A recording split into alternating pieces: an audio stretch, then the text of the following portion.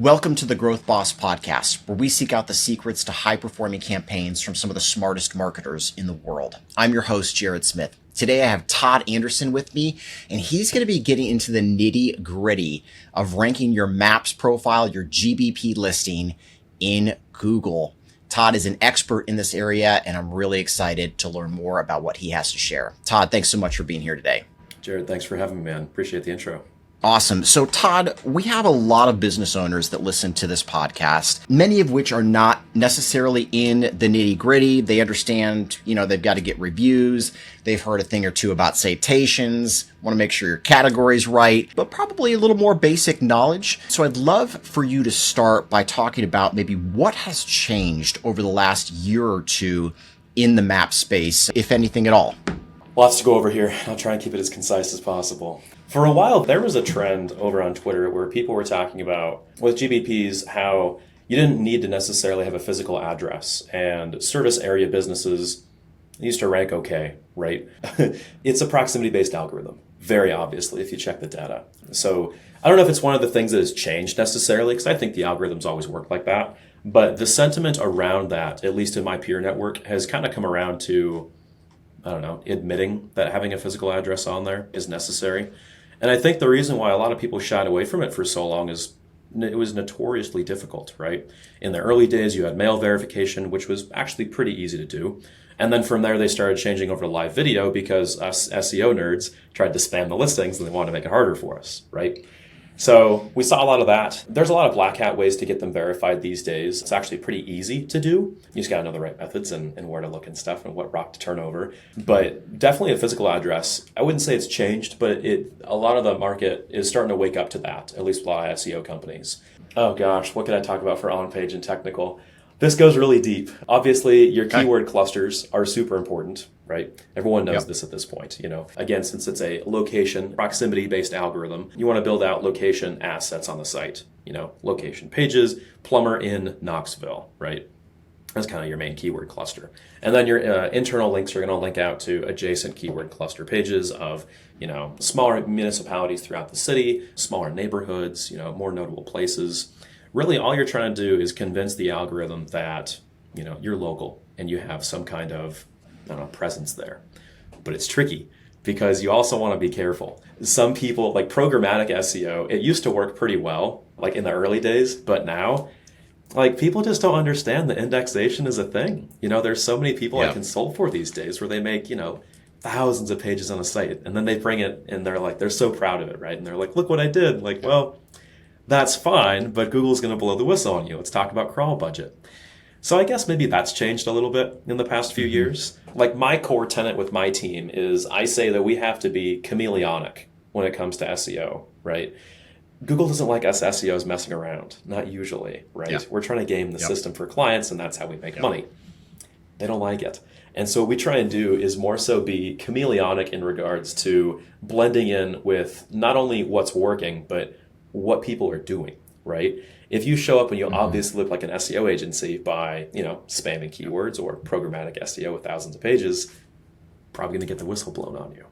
So I guess that's changed also. I don't know, everything else kind of wavers. The strategy changes month to month and just based on the data, I'm like, oh, that's not working anymore. I think people used to think posting on GBPs, I think they thought that was pretty important. We do 2 or 3 a week these days to help conversions and kind of warm up customers. I don't think it's ranking your SEO, though. I really don't. Sure. Yeah, I love that. I love the phrase chameleonic, SEO as well, just blending in. I've certainly tried to do that over the years, but I love the way that that's phrased. What are some things you guys are doing now that kind of, blends in maybe a little bit of the gray with pure white? And something that comes to my mind, it's not even a gray thing, but just talking to clients about maybe changing their name, which any client I've ever talked to over the years has had an issue with this. But I sold a law firm SEO agency in 2020, had a ton of personal injury clients. And that was, probably 18, 19 is when those conversations were starting to happen of guys, this will give you a big, ranking boost. And it was, Smith, Jones, White, Donaldson, Frank, and, Sinatra. And you're just like, But what about all these partners? Like, yeah, you can't have a name like that, and expect to be on the forefront of this. You're going to have to simplify it to Smith Injury Lawyers or something. And, I love seeing, obviously, a lot of firms do that now, but that's kind of one of those chameleonic things, rolling with what the algorithm is promoting. Yes. What are some other things like that have kind of, you guys have evolved your strategy to work with? Definitely massaging keywords into the business titles. Like there are some guys that come to us now that want to start, an online presence for a business from scratch, from the ground up. And EMD, or like exact match domains or exact match keyword titles for business names, it can work and it can't. We found this to be really successful with like aged GBPs. If the NAP data isn't really propagated and syndicated super strongly yet, and Google hasn't really built a, customer profile on them yet that's really tied to that name. Usually you can adjust that name and throw some keywords in there and start building the profile that way. And that can actually be pretty successful. We've seen a lot of success with that. Better with the aged GBPs. It doesn't like you gaming the system with any new ones. So that's one thing that we kind of changed. And then a little bit more on the black hat side of that is spinning up multiple GBPs, right? Because it's a proximity-based algorithm. And no, we're not spinning up dozens per city and stuff, but what we'll do now is we do analysis on like the more affluent areas in the city, right? So if you're going to go do decks, probably want that big cushy 60K deck job, right? So you're going to go target certain areas and then spin up GBPs there and then, put the keywords in the business name and start running SEO to that. Yeah, I love it. And then do you work with like networks of people who are leaving reviews on these new GBPs, or how does that component work these days? Well, it's a good question, and this gets pretty black hat pretty quick. There are a lot of ways you can get reviews on these profiles, right? Because, okay, cool. We get a new physical address on the GBP. It's a miracle, but now without reviews, it's just going to sit there in the water, right? A lot of different ways you can do it. Now, I'm going to preface this with, use these at your own risk. These are not necessarily things we do at the agency, but these are just ideas from a guy on the internet. We have... You read it on a Reddit thread, I'm pretty sure, at one point, right? Yeah, it's super deep. Yeah, I wouldn't condone, doing any of these things. Yeah. You can do a million things. So one, you can have your text, like this is super popular in pest control. When you get a new GBP and stuff, if you're in the area door knocking, you can do a free inspection, a free, give the customer something on your sales intro, or right after you're done actually servicing them, go to them and ask them for a 5-star review. Then you incentivize your text with about $5 every review they get, and hey, we got a lot of reviews coming in. That's worked very well. It works really well in like high velocity, right? So like all my roofing clients, maybe they do like, maybe a dozen jobs a month and maybe 20 to 30% convert to reviews. That's not helping. But those high touch ones with pest control, you can just crank that method and it works really well. Yeah. So that's one. That's kind of like a little gray area. A super, super black hat method, if you're in like a college town, go hang out on the weekends where all the kids are hanging out at, and then flip them $5 for a review. You have a local signal. It's not from, India or something, so you don't have to use proxies to try and trick the Gmail account. You can get as many of those as you want, and you can incentivize them to go bring their friends in, right? Yep. That works extremely well. Not that I would condone it, of course. Yeah. When you say, incentivizing with $5 before you brought up the college kids, are you referring to incentivizing the customer or incentivizing the sales reps and those types of employees? Both. I would do both. Maybe you take $5 off the bill and then you incentivize, to your tech, like, hey, $5 for every review you get. And if you want to get really aggressive, the homeowner leaves your review. Maybe the spouse also leaves your review. Maybe their grandma leaves your review. Like, I don't know. You got to feel it out, right? Because people are knowing you're getting the system. But it can work really well. Yeah, that's that's something amazing. Yeah. I want to dig into more of these black hat tactics, but a couple other questions here. Had lunch earlier with my dad, and he's talking to me about SEO. We have a national business e-commerce that we run together, and he was kind of like, I'm looking at all these things in ChatGPT, and ChatGPT is recommending we do this, and ChatGPT is recommending we do that. And I was like, yes, at the end of the day, there's hundreds, if not thousands of factors, but there's these big levers that do the bulk of it, right? It's not like there's 1,000 factors and all the factors have, 1/100th of 1%. And they're all equal. They're not equal, right? There's these big levers that we pull. And so I'm curious, spinning that back to you more on the map side, what are those big levers, those 2 or 3 things that are like 50+% of the algorithm? Okay. Obviously, physical address in the GBP, but I won't beat a dead horse. Reviews, obviously. I swear, review velocity, as to, meaning like how fast you're getting reviews and like the rate of which reviews you're getting on the profile. I hate to say it, but it accounts for like 45% of the algorithm for local, which is terribly frustrating because we'll do our job perfectly. Yeah. And if my clients can't get reviews, I'm kind of stuck, right? That's debatable by some SEOs. You can still rank certain profiles with more black hat methods if you need to, but it kind of depends on your client and what their threshold for that is. And then the real big unlock here is local backlinks. I started tweeting about this over on Twitter 8 months ago, and then suddenly everybody else starts tweeting about it too. And what I had found specifically is I was doing a lot of audits on personal injury lawyer SEO, because that's like, I call it the NFL of local SEO. It doesn't get more competitive than that. And if you look at a lot of the profiles that are ranked top on the East Coast, more specifically ones in Boston, the top ranked one over there, and I forget the name of the law firm, I really should memorize this, but you couldn't touch their local SEO. And they had good signals everywhere else. It wasn't amazing. I still found a few holes in their strategy, a few broken links here and there. But they had sponsored the Boston Marathon every year for the past 12 years with a link to their logo and the to-do follow off the sites. And they were very active in little league organizations and the YMCA and PTO groups for elementary schools. And guess what? You can't touch them, right? Yes. That's really cool. And I think it's also very AI proof. Unbeatable. Yeah.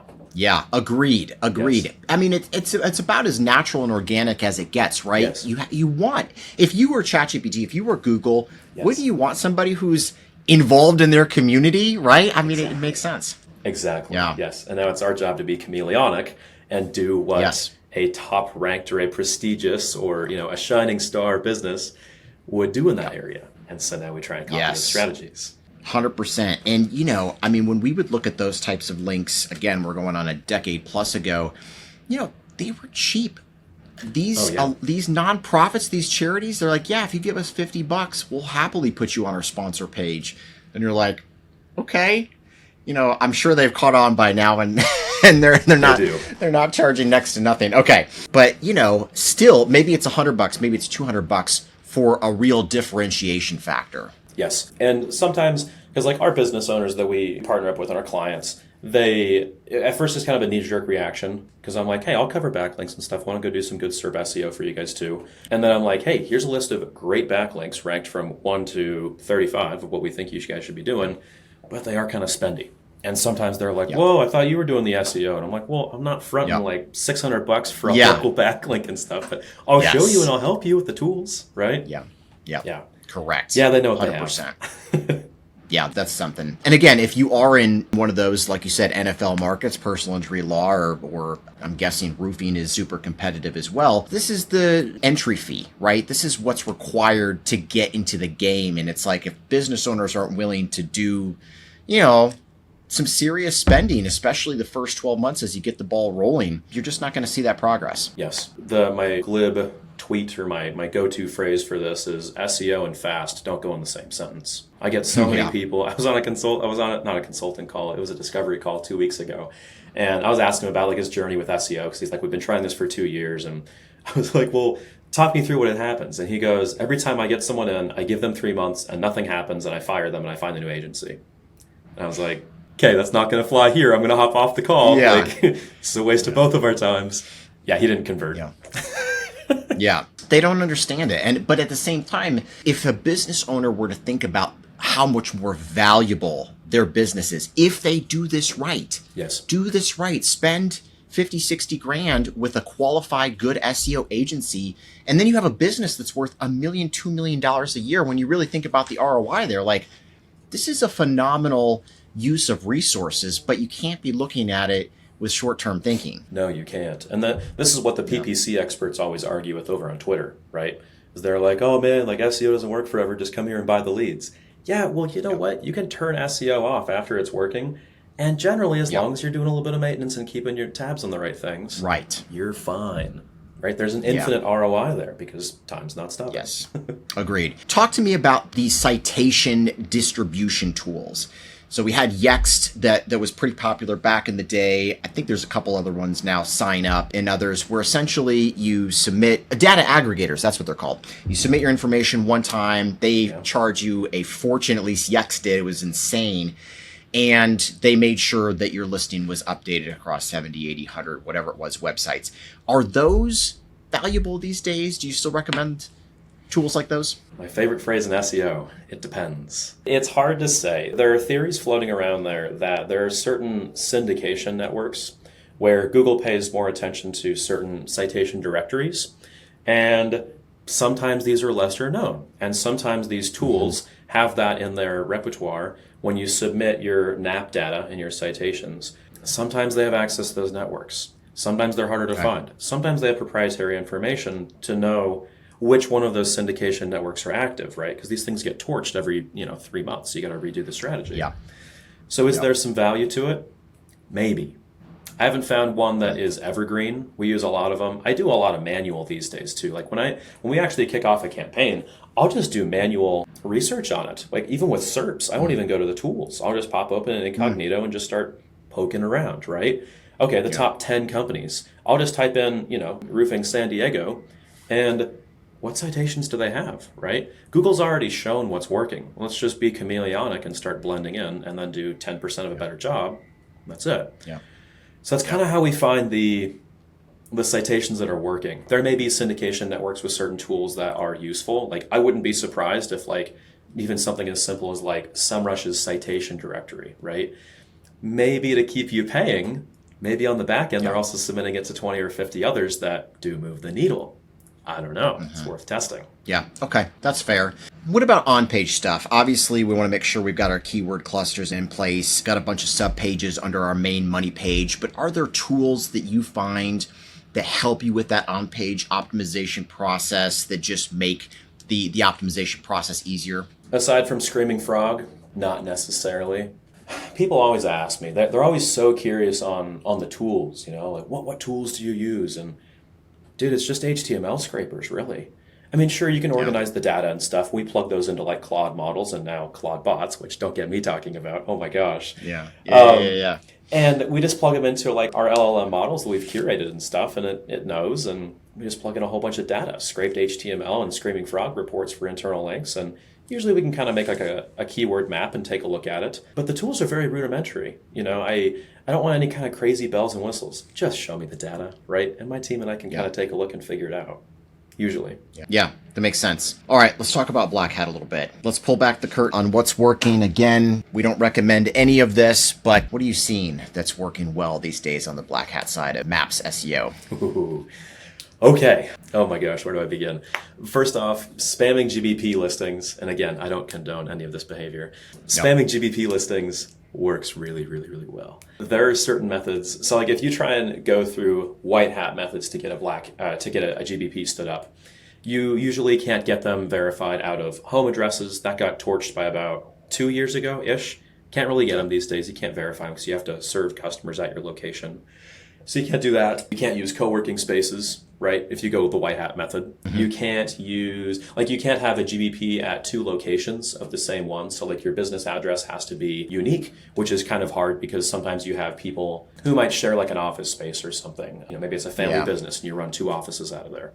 Can't do it. Black hat methods can. And as long as you can get those reviews on them and just spam the listings, yeah, they work. And sure, sometimes they suspend, but there's also ways to unsuspend them, right? There are people, there's a few guys on Twitter that we know who claim, they've got access to the back end of Google or they know somebody over there. I figured out their trick. It's a Diamond member support account by answering FAQs to Google on the back end. Yep.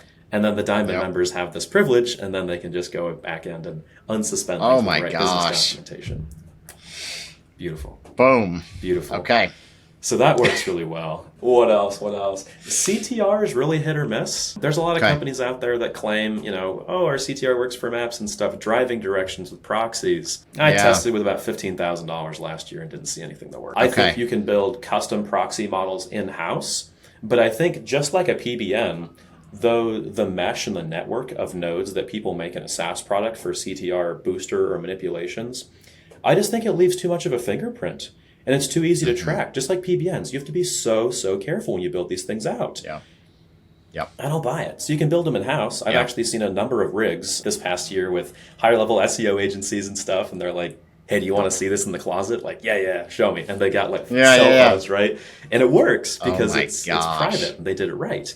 But as soon as you try and sell it as a commodity, Google starts sniffing on it, right? And the algorithm gets picked up and there's too much of a thumbprint. Yeah. So that works. Oh, this was really cool. I was doing an audit 2 weeks ago. This is genius. This was so cool. They had spammed, I think it was 600 of their keyword on the page. But as we know, you can't just spam keywords, right? Otherwise, everybody and their dog would be doing this. But what was so interesting to me, their local SEO and their SERP SEO could not be touched. And it wasn't an EMD. It was somebody who hired some kind of SEO company. It may have even been a rank and rent. But they had put all those keywords hidden inside the navigation. And it would dynamically update the keyword depending on what page. So Google came by and was like, oh, what's this page about? Oh, okay, navigation bar. Holy cow, it's a lot of keywords. But if you have a really deep nested navigation bar for all your pages, Google's like, okay, maybe they just have a lot of pages. And it seemed to be a lot more relaxed. What Google didn't know is they were dynamically updating the keywords and locations in those keywords per page. So Google kind of just gave it the stamp of approval and was like, all right, you can get away with it. It's in the navigation bar. Beautiful. So that's really cool. Wow. That's really cool. That was clever. Yeah. I wrote that one down. I was like, okay, you guys got me on that. That was cool. Yeah.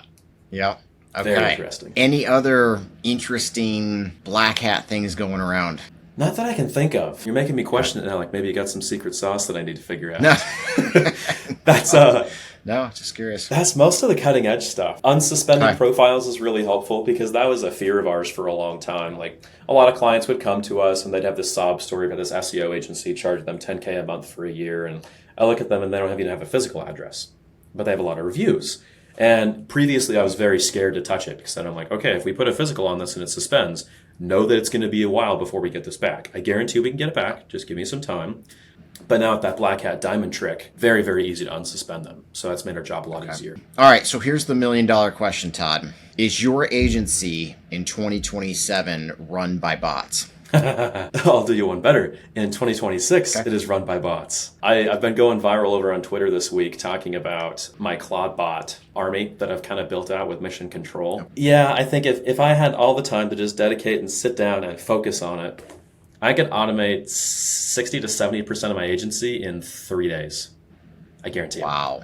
It's done. Claude bots are just... That's amazing. It's too powerful. Opus 4.6 came out and it's mind-blowing. Not to mention OpenAI's Codex CLI that came out last week. So now anytime I need software written, it's done in about 2 or 3 hours after, agentic prompting. And it's incredible. So yeah. That's incredible. Sooner than later. So walk us through maybe an example or two of one of these agents, what they're doing. Are they scanning competitors' sites, keywords, integrating them into the GBP? Walk us through maybe just one example. Okay, you may have to cut me off because I'm gonna start going too deep. This is way too cool. Yeah, so on Twitter you see a lot of guys who are like, "Oh, these models can't do anything; it's all hype." And then there's some nerds like me who are like, "Are you kidding me? Like, you just lack creativity. They can do anything." Yeah. And I'm here to set the record straight. They can do anything. So like a few weeks ago, I was doing an audit. My Screaming Frog subscription ran out. And I was like, oh man, I gotta go fork out another $250 this year for Screaming Frog. And I was like, just go make Screaming Frog. And it did in about 3 or 4 hours, right? Wow. So now I've got a native hosted Screaming Frog that I can use whenever I want. And so I just tapped it into like our SEO infrastructure now. And if I prompt my model and I'm like, hey, let's go do an audit on this site. Okay, cool. Well, it'll spawn a sub-agent that's going to go crawl the HTML and parse it, look at the data, same way we do an audit right now, run Screaming Frog on it, find all the internal links, the keywords. At least it can do on-page very, very well. Now, you got to pay for the right APIs and stuff to hook into Ahrefs for backlinks and, off-page SEO analysis, which gets very expensive very quick. But at least technical SEO, it can be very successful at very, very quickly. And so it can derive content strategies by, again, being chameleonic, by finding competitors, gaining a thesis, a one source of truth on what is working for 8 different businesses in the SERPs, and then looking at all that data, and with my help right now, we can usually derive a strategy that comes back. But it's not me sitting there researching the SERPs and looking at things for an afternoon anymore to come up with a campaign. That's one business incredible. use case. Yeah, and it's mostly I love automated. it. You just press a button. Yeah. That's amazing. That's amazing. Well, Todd, this has been absolutely awesome. I really appreciate your Likewise. time. Hopefully, our business owners got some value out of it. There's so many little nuggets in here for somebody who wants to connect with you. I know you're super active on X/Twitter, but where else can people connect with you? Pretty popular over on LinkedIn. We're starting to get an audience over there. A lot of hiring talk over there for SEO companies and marketing companies, less on the SEO side. For all the programmatic, agentic SEO fun that's going on right now, Twitter's the best place for that. They want to find me and connect over there. But I'll find the messages where they connect. Awesome. Sounds good. Well, we'll be sure to link them up in the show notes. Todd, thank you so much again. Jared, thank you very much. Appreciate it, sir.